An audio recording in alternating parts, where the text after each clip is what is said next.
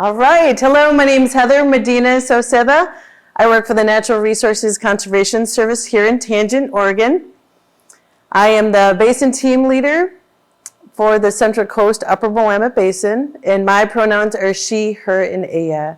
Today we have a presentation on soil health, and I am here with Cheyenne Rico, who will be also presenting. My name is Cheyenne Rico. I'm a soil conservationist in the Upper Willamette and South Coast Basin for NRCS Oregon. And today I'm going to be talking a little bit about soil health, followed by a soil health demonstration. So the USDA definition of soil health is the continued capacity of the soil to function as a vital living ecosystem that sustains plants, animals, and humans. And the key word here is living. There can be more organisms in a single teaspoon of soil than there are humans that are currently living on planet Earth. And we depend on these organisms to grow healthy, abundant crops, which is essential to feed a growing population. And without this life, we essentially just have dirt, which is the mineral component of the soil, sand, silt, and clay. So simply by eating every day, we all have a very important relationship with the soil and should care about soil health. NRCS has 5 soil health principles which are focused on soil health management, because soil health is a dynamic soil property that readily changes and responds to management. And these are really focused on proliferating the life in the soil. So the first principle is maximizing the amount of time that roots are living in the soil throughout the year. Roots not only help physically stabilize the soil, but they are also the lifeline for soil organisms. Plants take in carbon dioxide from the atmosphere through photosynthesis and turn this into sugars, which feed soil organisms. And because of this, we find the most microbial activity directly closest to the roots, known as the rhizosphere. So by maximizing the amount of time and space you have living roots in the soil, you're really maximizing the food availability for soil organisms, which helps encourage their populations and their function. The second principle is to keep the soil covered. And if you have living roots, they are attached to above ground biomass, which is helping to keep the soil covered. And this can be food crops or cover crops. And you can also use crop residues and mulches, all of which help keep the soil covered and protected from the elements such as heavy rainfall and wind.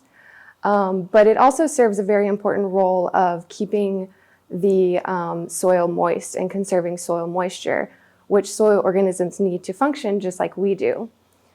This is also why synthetic inorganic fertilizers can be detrimental to soil health, because synthetic or inorganic fertilizers are salt-based and they dehydrate soil organisms.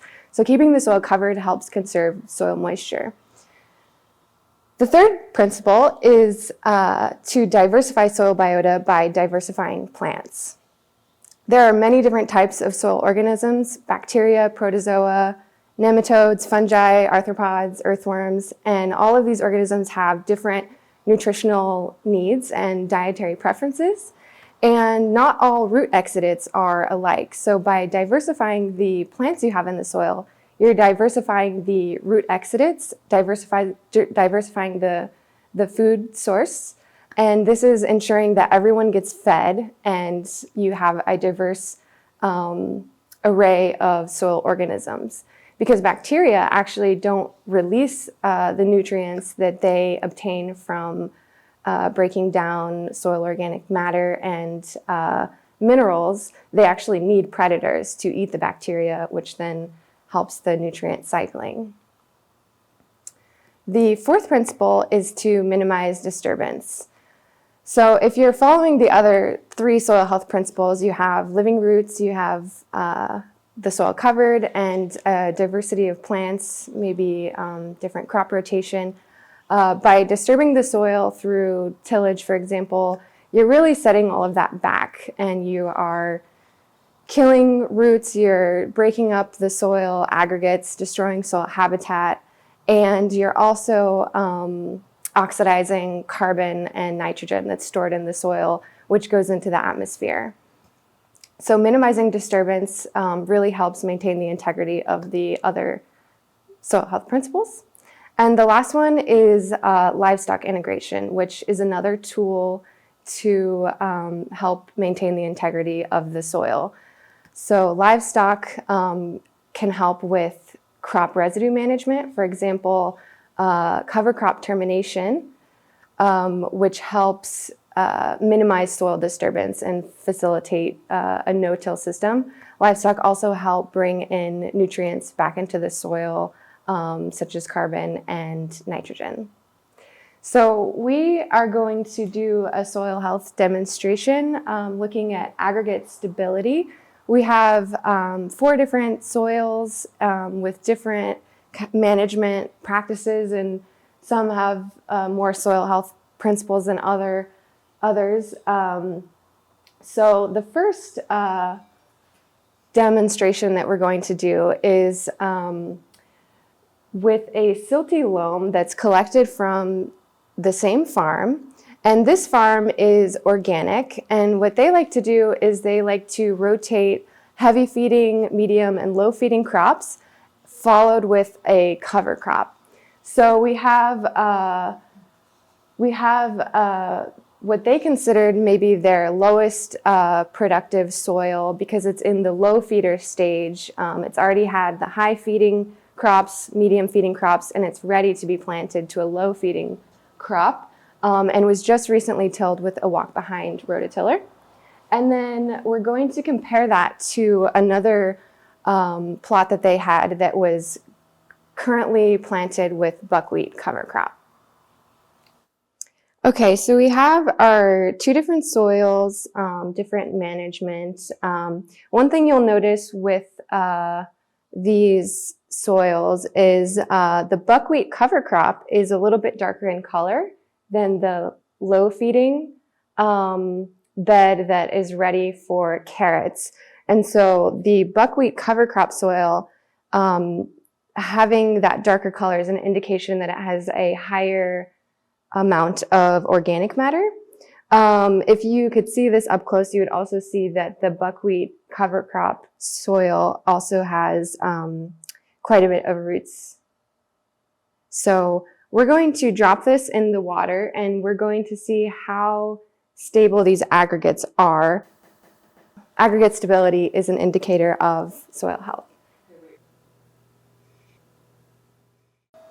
But what's happening here is these are air-dried soils, and when they were dropped into the water, the air that's inside and all those pore spaces is being pushed out by the water. So there's a pressure and a force that's being exerted on the soil aggregates. And whether or not these aggregates can kind of withstand to that force is a good indicator of soil health and how well it will hold up to being saturated during heavy rainfall. Because if it doesn't hold together very well, that's when you get erosion, and you can get silt and clay particles filling in the macropores, which leads to compaction over time and pore infiltration. And you don't want that because we want infiltration, of course, in the soil to keep it moist and to water our crops. But also when you have soil compaction and then you have a high rainfall event, that's when you get a lot of soil eroding away, which can end with sediments and nutrients transported to surface and groundwater. Both of these soils have particles that have kind of slaked off. If you can zoom, or at least from my angle, the buckwheat cover crop has fewer particles on the bottom of the jar. So it's holding together a little bit better, which can probably be attributed to the soil organic matter. So now we're going to compare kind of two different extremes. We have a soil that was collected between two rows of crops that is tilled just for weed suppression. So it's continually tilled at least once a year for weed suppression, but doesn't ever have anything growing in it. And then we have an uncultivated soil that has not had any disturbance. It's currently in grass. And what you'll see when we zoom in on these soils is that the uncultivated soil visibly has a coating of fungal mycelium. So that is really going to help keep the soil together as the mycelium holds the soil particles together and also produces extracellular compounds that serve as essentially soil glue.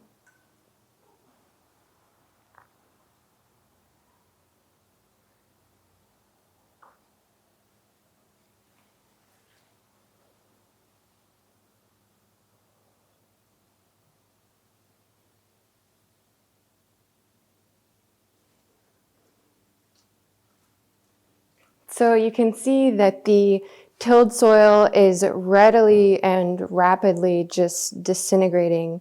You have all those silt and clay particles that will not hold together during saturation, during a heavy rainfall, and then they're going to be filling in those macropores, essentially suffocating the soil. Can lead to surface crusting and compaction over time, poor infiltration rates. Meanwhile, the uncultivated soil is holding together very well. I don't actually see any particles really that are falling off. That mycelium is especially just holding those particles together really well. So that's a very stable soil aggregate, which is a good indicator of soil health. So from an economic standpoint, it really makes sense to follow these soil health principles because healthy soil is productive soil. You can grow crops in essentially just dirt or even hydroponically, but this requires a lot of synthetic inputs, which are expensive. And as mentioned, inorganic fertilizers in particular are salt-based, which dehydrates soil organisms. It does not feed these soil organisms whatsoever. It essentially kills them, dehydrates them, and a lot of the fertilizer inputs actually end up leaching away into surface and groundwaters, which have negative environmental consequences. So maintaining soil health and managing for soil health helps increase productivity. It helps improve the overall function and nutrient cycling. In particular, crop rotations can also help reduce the need for inputs. For example, corn is a heavy nitrogen feeder, and a crop rotation of corn and soybeans, which have a symbiotic relationship with nitrogen-fixing bacteria, can help put nitrogen back into the soil, which can reduce the need for nitrogen inputs. Tillage also requires heavy machinery and oil, which can be expensive and increases the carbon emissions into the atmosphere, whereas no-till systems are really carbon sequestering systems that help store carbon underground where it can stay for centuries, and as soon as it's tilled, will rapidly oxidize and go back into the atmosphere. Most land within the United States is private land, and much of this is farmed or in some sort of agricultural production system. So when we think about natural resources, to me, I thought that I could make the most impact by working on private lands. Agriculture accounts for a considerable amount of carbon emissions leading to global climate change, and poor agricultural practices are rapidly deteriorating the quality of our soil and resulting in soil loss. So by working for NRCS, I get to help farmers and ranchers help protect their soil and, again, just ensure that it can continue to function for generations to come so that we can feed a growing population and just overall have a healthier, clean environment to raise our children in. Thank you, Cheyenne, for doing that presentation. This is very dramatic that we can see the soil deteriorating, and the glues are working in this pattern right now as well. It's definitely holding it very tight and closely, not eroding at all. And that's why tillage and uncultivated areas, keeping it covered, is so important to farmers and landowners and to NRCS, so we can reduce that erosion in the area. I became a conservationist with the Natural Resources Conservation Service because I wanted to care for the natural resources as well. And I have a great opportunity working with great staff, NRCS, other partners, farmers and landowners to help conserve our areas. Cheyenne, myself, we have many diverse employees across the country that are working with natural resources and farms to protect our natural resources and to promote soil health.